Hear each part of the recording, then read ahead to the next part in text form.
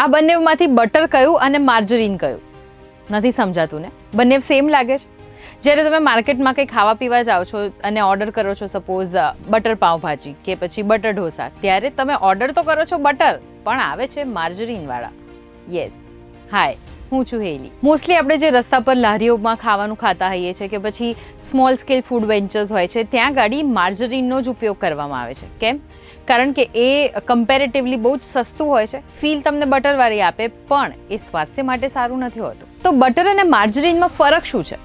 વેલ, butter જે છે એ dairy fat જેમ કે દૂધ, ક્રીમ એ બધામાંથી બને છે, જ્યારે માર્જરીન બને છે વેજીટેબલ ફેટમાંથી, જેમ કે palm oil, soybean oil, sunflower oil, આ બધામાંથી. બટરમાં કોલેસ્ટ્રોલનું પ્રમાણ વધારે હોય છે, જ્યારે માર્જરીનમાં કોલેસ્ટ્રોલનું પ્રમાણ ઓછું હોય છે, પણ એની સામે ટ્રાન્સ ફેટ એ બહુ જ વધારે પ્રમાણમાં હોય છે. Butter is rich in vitamin B3, B12 and folate, જ્યારે margarine is higher in vitamin A, C, E, B6, B1 and vitamin K. બટરનો ટેસ્ટ જે છે રિચ અને ક્રીમી હોય છે, જ્યારે margarine is lighter in taste. Butter મોંઘું હોય છે, જ્યારે માર્જરીન એનાથી અડધા ભાવે મળી રહે છે, અને ઘણી બ્રાન્ડ્સમાં તો અડધા કરતાં પણ ઓછા ભાવે મળી રહે છે. બટર ખાનારને ડાયાબિટીસનું રિસ્ક થોડું ઓછું હોય છે, અને દિવસની એક નાની ચમચી બટર જે છે એ ગુડ કોલેસ્ટ્રોલને બૂસ્ટ કરે છે, જ્યારે માર્જરીન 29% હાર્ટ ડિઝીઝ રિસ્કને વધારે છે. આપણા શરીરમાં LDL અને વજન બંને વધારે છે. અને હવે જ્યારે તમે બહાર ખાવા માટે જાઓ છો, ત્યારે તમે ડબલ મક્ખન માર કે દેના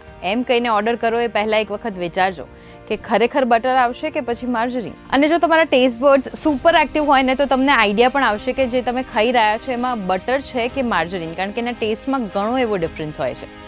સો આમ તો બટર અને માર્જરીન બેવના પ્રોઝ એન્ડ કોન્સ છે, તો ના વધારે ના ઓછું, મોડરેટ, એકદમ માપમાં ખાવું એ જ અનિવાર્ય છે.